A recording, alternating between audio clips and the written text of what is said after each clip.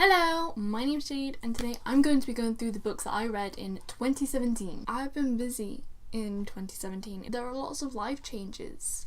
I kind of had a lifestyle change in the way that I actually spent more time with friends and less time being a loner stuck in my bedroom. I also started university and I had exams and it's been a stressful year for me on so many different levels for so many different reasons. So having said that, I didn't read a lot. I read 16 books. I was doing so well last year. I had a plan and a system and the system was going so well. It was the lifestyle change thing, going out and seeing and interacting with actual human beings. That let me down because I didn't have the time to commit to the system that I just built for myself. The system worked until like halfway through February and it just kind of crashed and died and I just didn't read until the summer, until August. So I did manage to read 3 books before the system went horribly wrong. The very first book I read this year was Elmore Park by Rainbow Rowell. I forget that I read it this year because I started reading it the 31st, 2016. I finished it New Year's Day. It feels like forever ago since I've read this. I was in such a different place when I read that, and I was such a different person. It's so weird to think that that was this year because so much happened this year. I really liked Elmore Park. It was super cute, super adorable. I finished, I was like, okay. I felt underwhelmed, to be honest, because I heard so much hype and I didn't love it as strongly as I thought I would. However, throughout the year, I just keep thinking about it, and so I do think it has really resonated with me, and I do think I could say this is one of my favourites that I've ever read. I think about it in the same way I think about The Fifth Wave, and that I think about The Fault in Our Stars, which are 2 of my all-time favourite books. It really resonated with me, so perhaps it is one of my faves, perhaps. It was too soon to judge. It needed time to mellow with my thoughts and my heart. I can't remember what I gave it. I think like a 9. I maybe at the time gave it like an 8. I think a 9 out of 10 is what I'm gonna say. Yeah. Next, I read Champion by Marie Lu. This is the last book in the Legend trilogy. I had so much fun reading the Legend trilogy last year, and to conclude it was the same. This book was just so much fun. The Legend trilogy is weird because I liked each book the same. I can't think of which would be my favourite. I liked them all for different reasons, but I liked them all about the same amount. None of them I would say are over the moon best thing ever, but they were all really fun and really solid books. I don't remember a lot about reading the book. I remember reading Prodigy, but I don't remember this one. I remember finishing it though. That I remember, and I remember filming the review and having a lot of fun. Stay tuned for that. I think I gave this one I think they gave them all 8s out of 10 because they were really solid reads. The other book that I read before The Slump, Wayfarer by Alexandra Bracken. This is like one of my favourite possessions. I got it signed and it cost like an arm and a leg because of the postage and packaging to get it shipped from America. But I don't care, it was worth it. This is the second book in the Passenger duology. Passenger was one of my favourite books I read last year. This is probably going to be one of my favourite books that I read this year. I loved it. I liked it more than Passenger, and I really enjoyed Passenger. This world is so in-depth, and it really shone through in this one in particular for me. The characters in this are great. They're so well developed, and I love them all so much. I would give it, I feel like 10 out of 10 is too strong. At the time, I think that's what I did give it. It's the opposite to Elmore Park in that I loved reading it, but I don't think about it as often. I just know that I really liked it. Give it like a 9.5. I then started reading Dreams of Gods and Monsters by Lane. Look at this, I'm so mad. I left the dust jacket on the windowsill for months and I just didn't notice that it had gone completely sun bleached, and I love this cover. I love it so, and it's just like black and white now, and this is what it's supposed to look like. So I think I got like 150 pages in, and then I just was busy and just distracted and didn't read. I think I tried to pick up a couple times, but this one is high fantasy. It's the last book in the Dulce Smoke and Bone trilogy, and it's a big one. I've been putting it off for so long because it's so big and it's high fantasy, and I couldn't remember the other 2 that well. I just remember loving them. But I finally read it and I feel so accomplished for having read it. It was one that I was looking at and wanting to read for so long, and I felt so bad for not having read it. But now I've read it, I know how it ends, and my golly was it an ending. Just the world was already so big and rich, and it expanded like 5 times in this one. I can't remember, I think I'd give it like an 8. I'm pretty sure that's what I gave it. It was my least favourite of the trilogy. Fair, some of that was my fault because I was so in and out of it. If I remembered the other 2 as well and fully understood everything that was happening, I think that could have definitely been bumped up to like a 9. Then I read Lips Touch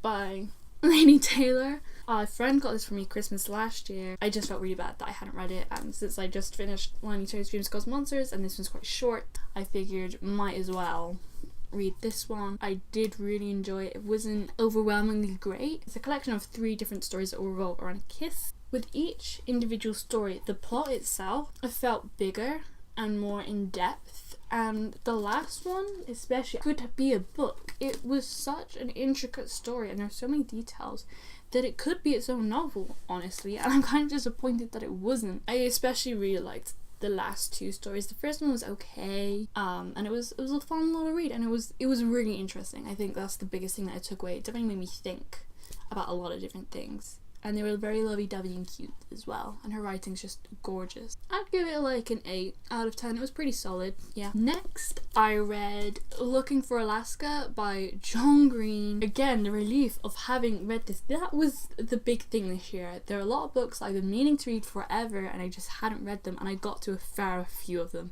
this year. Looking for Alaska was the only book that I hadn't read at this point. This is before Turtles came out. I liked it. It was good. This sounds like, well, I liked it. No, I did. I liked it. I enjoyed it. The thing with this one is I don't understand it. I'm kind of like, why? What was the point? And that's what's really holding me back, because everyone raves about it, but the story didn't sink in. It didn't click with me. If you did not know, John Green has also written An Abundance of Catherines, which I didn't really like, Paper Towns, which I really enjoyed, and The Fault in Our Stars, which I just completely adore. It's one of my all-time faves. I would compare it to Paper Towns, I think, because I adored Paper Towns. Back then I was like, it's one of my favourites. 10 out of 10, amazing. Really, it's more like a 9 out of 10, but it is one that resonated with me and I think about it a lot. The difference is Paper Towns is also not one of the ones that you're kind of like, what was, but I understand that one better. I understand why he did what he did and I appreciate it. This one I don't understand why he did what he did, and so I'm so confused. But yeah, I think I give it like an 8 or a 9 out of 10. The next chunk of books I don't actually have with me. These are books that I read for school, for university. I started university. I'm doing an English literature and creative writing course, so half of my degree is spent reading a lot. Now these books, I think there's like 9 or so books here. This isn't all that I've read for university. I looked and was like, I read more than this. You have to bear in mind that I read a lot of poems, I read a lot of excerpts, I read lots of chunks of books, so I did a lot more reading than these 9 books. These are the books that I've read start to finish. I want to do its own video just talking about these books that I read for university. I'm just going to quickly list through the books that I did read. Ovid's Metamorphoses, George Eliot's Silas Marner, Henry James's The Turn of the Screw, Homer's Odyssey, Sir Gawain and the Green Knight, William Shakespeare's Macbeth, The Penguin Book of Norse Myths, I think it's by Kevin Crossley Holland, The Complete Fairy Tales of the Brothers Grimm. Now I didn't read every single fairy tale because there are thousands, but I read enough to say that I read a decent amount of this book and I'm counting it for this list. And The Mabinogion by ? My favourite was maybe Macbeth. I really enjoyed it. I had a No Fear Shakespeare version of Macbeth because I'm not very good at translating Shakespeare as I go, so I had a No Fear Shakespeare version. I had a lot of fun with it. And then the final book that I've read thus far in 2017 is Turtles All the Way Down by John Green. Thank goodness we've not got another Looking for Alaska situation on our hands. I feel like I went into it with too high expectations. It was another Eleanor Park situation where I really liked it, but it didn't click with me the way I thought it would. The more distance I put myself between having actually read it, the more I think about it now, the more it's kind of resonating with me and the more I'm appreciating it. Having said that, I'll still give it like an 8 or a 9 out of 10, probably. I still really enjoyed it, and there were some really powerful messages in there. It was good. I liked it. It can go with the section of the John Green books that are reasons why he's one of my favourite authors and why I respect him so much. I'm actually currently reading 2 books.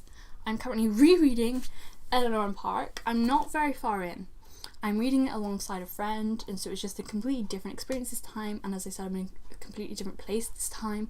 I'm really enjoying it. I'm loving it so much more than I did the first time, because I know what's going to happen and it's so much more exciting. I'm also currently reading Gemini, which is the second book in the Illumini files. I'm like 100 pages in. I'm not going to finish it by the new year, but I'm really enjoying it, and I'll probably finish it fairly soon-ish. What was my favourite book that I read this year? One of these, I don't know which, because as I said, after having read it, I was like, yeah, this is one of my favourites, 10 out of 10, amazing, woo! But this one has resonated with me hardcore, so I'd say these are my favourite books that I've read this year. The prettiest book? That's really hard. I love the cover for Dreams of Gods and Monsters. I'm so annoyed that it is sun-bleached. I remember looking at the cover for this one before it was out and thinking, yeah, it doesn't look all that impressive, but when you have it in person, it is beautiful. The colours are so rich and gorgeous, and they have this pearlescent quality to them that just make them pop. I also really like the cover for Champion. I love roses, and I just think this is so pleasing to look at. Like the fake dirt. I'm a fan of fake dirt on books. I don't know why, but I like it. My least favourite book that I read was probably one of the school books. Probably the Mabinogion. Definitely the Mabinogion. I didn't like it. Most anticipated books for next year. See, I can't think of any releases that are coming next year. I think the third ones of these is coming out next year. Maybe. I think.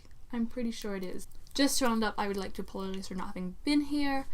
I've been busy. Like I said, I am really hoping to be a lot more active next year. I also have a blog. I don't know how active I'm going to be over there. I would like to try. I'm going to leave a link to it down below. There's not a lot up right now, but if you could check it out, I would appreciate it.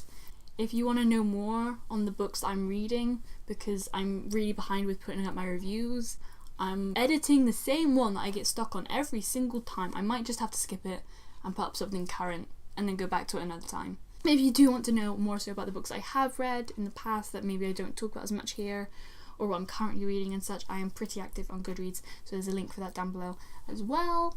I also have a couple other social medias down there if you are curious. Yeah, I think that's all for this video. I've rambled on enough. Thank you so much for watching. I hope you had an amazing 2017 and that 2018 will be even better, hopefully. I hope to see you next time. Bye. And I can't remember how my outro goes.